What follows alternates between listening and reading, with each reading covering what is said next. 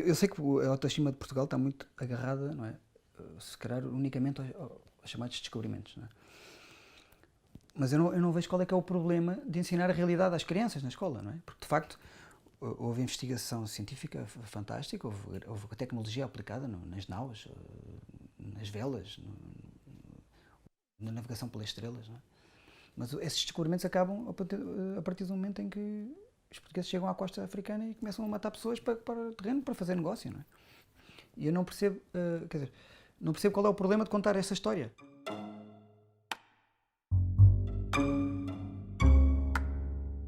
Tenho uma área em comum com todos os portugueses, que é esta fábula dos descobrimentos, não sei o quê. Pronto. Mas depois também tinha mais perto da família, não é? Do lado da minha mãe havia um trisavô que teve negócios em São Tomé, portanto tinha uma roça.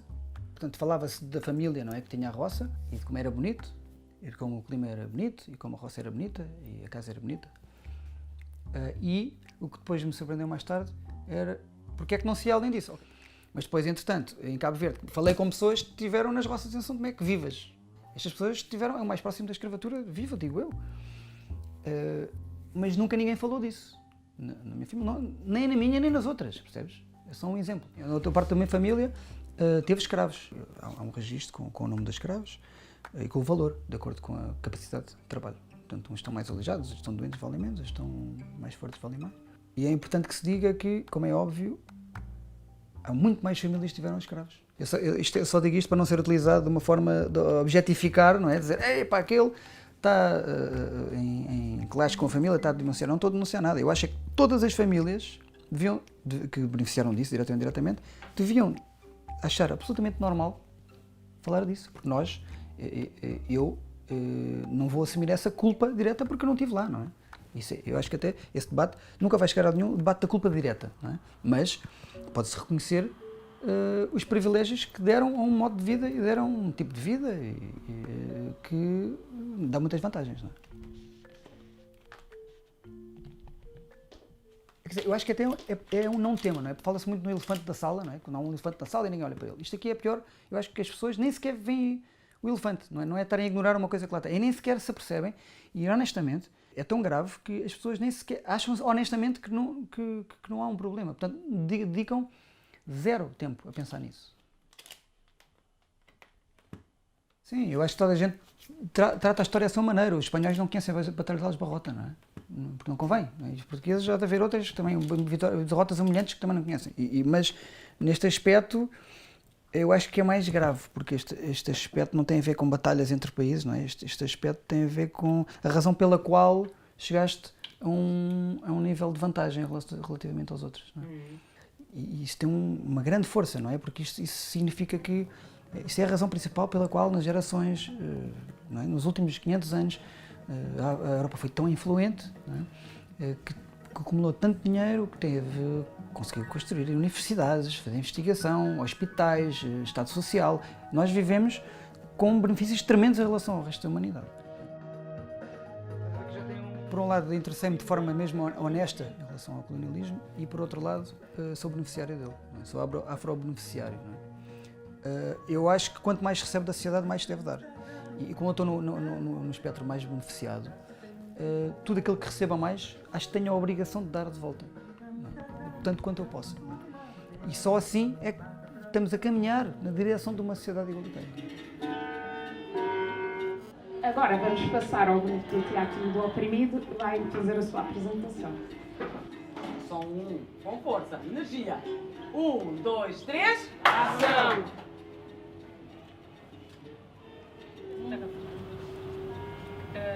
Sexo da criança, por favor. Masculino. Nome. Nome. Liberato. Deixa na lista. Liberato não é português. Liberato é a nossa escolha. Não pode ser. Não é português. Não está aqui na minha lista, não pode ser. Existe uma lista de nomes. Exato. E essa lista foi definida por quem? Pelo Estado. Porquê que esta questão do nome é racista? As pessoas vão dizer, não, isso não, agora tem a ver com isso. Nós abordamos, mas é perceber que ela é racista, porquê? Porque ela perpetua uma determinada cultura, um determinado estilo de nome, uma determinada forma de viver, e ela começa desde o momento que a pessoa nasce. Qual é a equipa que trata do assunto dos registros de nascimento? Equipa, órgão, Onde é que nós registramos? Conservatórias. As conservatórias estão lá sob a alçada de Ministério da Justiça. A questão da nacionalidade e dos nomes, ela faz parte de uma estrutura. Não é? Mesmo quando eu adquirir ou naturalizar, ou mesmo que eu, até por forma originária, tenha a nacionalidade portuguesa, há uma questão cultural que eu tenho que me lembrar. Eu faço parte de uma comunidade portuguesa que tem uma cultura, uma história, uma geração, uma forma de estar, que o meu nome, o Baldé, não vai fazer parte, o Inusa não vai fazer parte. Estes nomes não são nomes comuns portugueses. E a partir do momento em que nós nos pensamos nisso, em que só no primeiro dia a criança é recém-nascida, tem 1 ou 2 dias em que os pais já são logo daí confrontados com esta questão de é estrangeiro, não é estrangeiro, e se não sente estrangeiro, embora tenha um tom de pele de uma cultura, de um sítio que normalmente não é aquela que nós a conhecemos, eu já lhe digo qual é que é o lugar dela. Então ela não é inocente, ela começa muito cedo, muito cedo. Por isso é que os nomes aparecem que são só nomes, que não é nada de importante, mas é o nome que o define e que o coloca num determinado lugar. Então há aqui um feminino que também vai muito no sentido de uma Europa, que é uma Europa eurocentrista.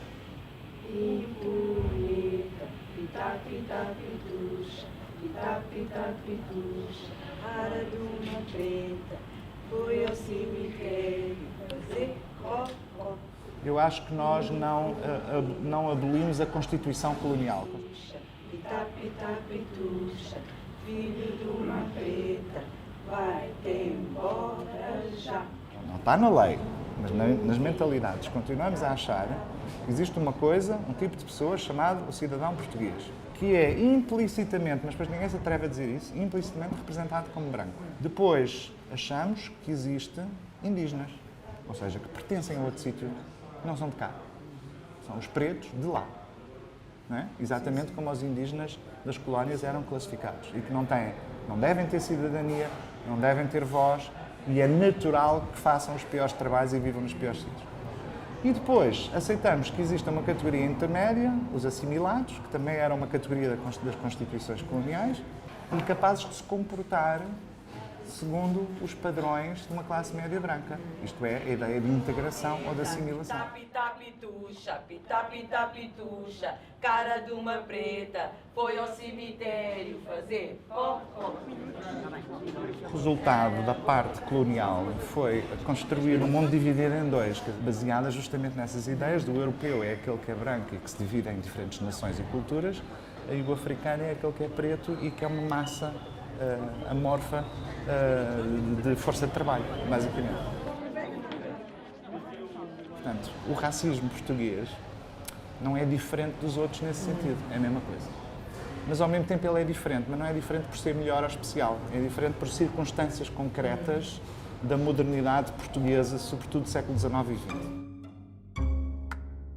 A primeira é o caráter semi-periférico, semi-marginal do colonialismo português face aos outros. Isto é, Portugal era um país relativamente pobre, significa que precisa de se adaptar de formas mais ginasticadas, criando micro-sociedades crioulas nas capitais, intermediários, pessoas que são originárias da África, mas que se assimilam ao modus operandi português.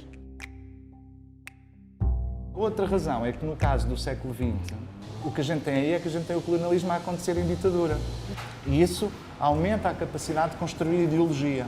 E foi assim que, quando a pressão a que o colonialismo português foi sujeito nos anos 60, o regime, quando se tenta readaptar internacionalmente para dar uma melhor imagem de si próprio, vai justamente pegar nas ideias lusotropicalistas do Gilberto Freire, porque o Brasil tinha um problema semelhante. Como é uma sociedade construída por europeus, mas com uma carga de escravos gigantesca, também construiu para si próprio, quando se tornou num Estado-nação à maneira da Europa, construiu para si própria a narrativa de que era um Estado-nação misto, em que aqueles negros também faziam parte e que o que era bonito era as pessoas misturarem-se e tudo estava bem, toda a gente tinha os mesmos direitos universais de cidadania e por aí fora, quando na realidade o racismo estrutural era total.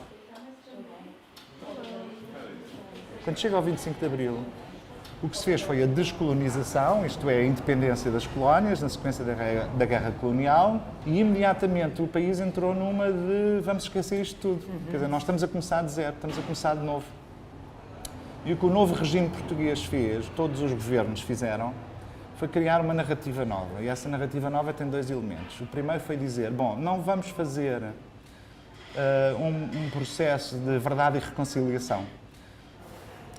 Vamos simplesmente ver o lado bom, supostamente, de toda esta história e dizer que nós fizemos uma coisa universalista e de contacto entre culturas. E, portanto, nós metemos o racismo debaixo da cama, metemos a escravatura debaixo da cama, metemos a violência debaixo da cama, metemos a guerra colonial debaixo da cama, metemos o colonialismo debaixo da cama. E isso faz com que vivamos numa sociedade completamente esquizofrénica, que diz de si própria que não é racista, que repete a narrativa luso-tropical da ditadura sobre um colonialismo benévolo diferente dos outros. E isso só é possível manter-se na medida em que até as situações de racismo cá dentro sejam também elas escondidas e varridas para debaixo da cama.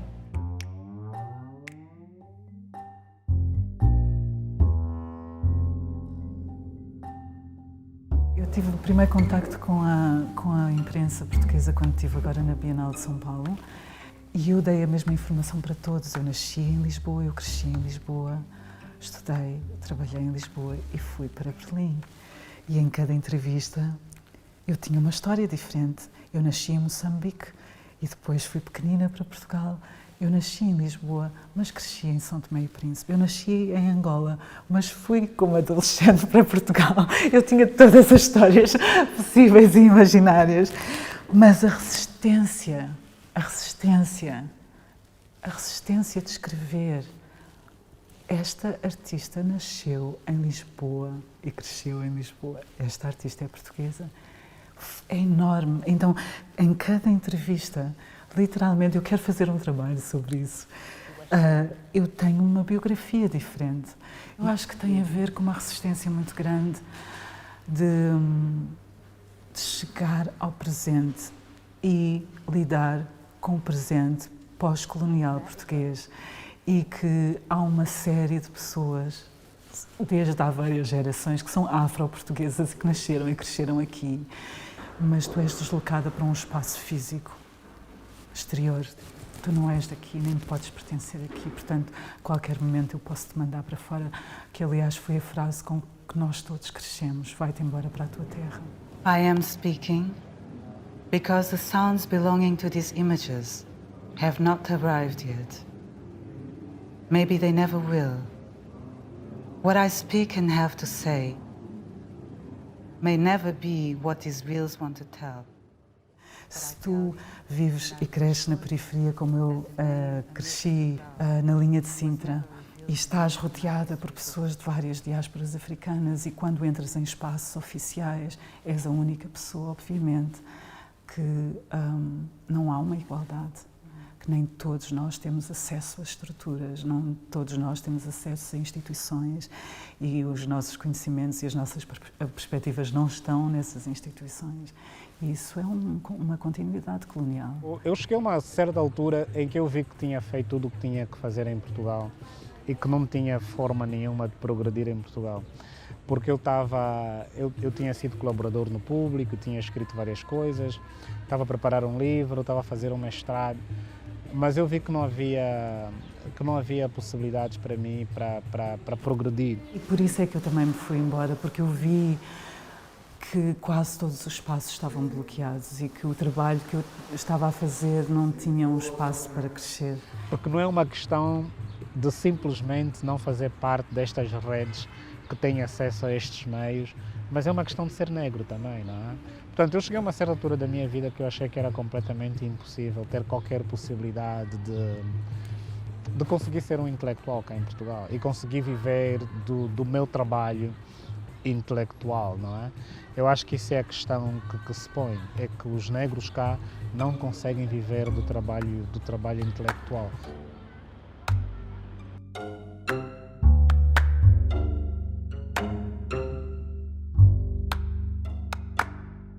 Os americanos têm um racismo de ódio, não é? E a própria história da América é um racismo de ódio ao negro, não é?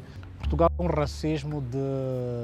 um racismo de uma cultura de escravidão, não é? É um racismo do branco que é o patriarca e o negro e os negros que são os empregados, que são os escravos, não é? Acho que é um racismo altamente paternalista, mas é um racismo inferiorizante. Há um privilégio branco que eu não tenho como mulher negra e que uma mulher branca tem acesso a estruturas que eu não tenho e tem acesso a uma representação que eu não tenho. Basta quando nós nos levantamos de manhã e abrimos o jornal, eu não me vejo representada, a minha voz não é representada, a minha perspectiva. Eu compro uma revista, eu não me vejo representada na revista. Eu entro num supermercado e compro as fraldas para as minhas crianças, eu não vejo as minhas crianças na capa imprimida nas fraldas, nem nos shampoos, nem nos óleos. Sou constantemente confrontada com uma imagem que não é minha e constantemente confrontada com a falta de representação. Isso é um privilégio, ser representado, por exemplo. Para transformar e para descolonizar, nós temos que mudar as configurações de conhecimento, mas para mudarmos as configurações de conhecimento temos que mudar as configurações de poder, ou seja, as pessoas que geralmente não têm acesso ao centro e que estão nas margens têm que entrar para essas posições de poder para decidir que questões, que temas, de que perspectiva, como é que vamos, que métodos, que linguagem, que visualização. Nós temos, só assim é que nós podemos mudar e descolonizar, eu acho.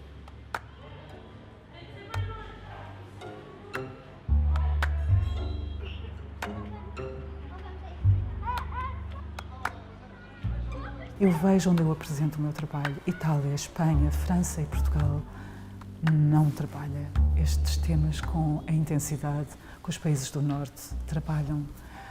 Eu acho que há uma certa honra e orgulho numa história colonial. Eu acho que há uma dependência muito grande a esta história colonial e uma narração, uma narrativa coletiva que se repete, que sem esta história colonial temos... O que é que somos então? Não é associado com culpa ou com vergonha, não é associado com genocídio, com exclusão, com marginalização, com exploração, com desumanização. Nós olhamos, contamos quantos países falam português sem pensar porquê que falam português. Como as pessoas no mundo inteiro têm o mesmo nome que o Sr. Abrantes aqui, sem pensar porquê que os nomes foram eliminados e apagados e proibidos. Qual é a história de violência que está lá por trás? E tem a ver com um processo psicológico de passar da negação à culpa, de culpa a vergonha, de vergonha a reconhecimento e de reconhecimento a reparação. Eu acho que esse processo só começa a quebrar se nós só passamos dessa negação à culpa. E da culpa à vergonha, que é um momento de reflexão. Meu Deus, então, porque quem sou eu e como é que eu me vejo, como é que os outros me veem a mim? É um momento de reflexão, quem sou eu afinal? E esse momento ainda não aconteceu. E quando eu estou em Portugal eu sinto que nós estamos completamente na negação.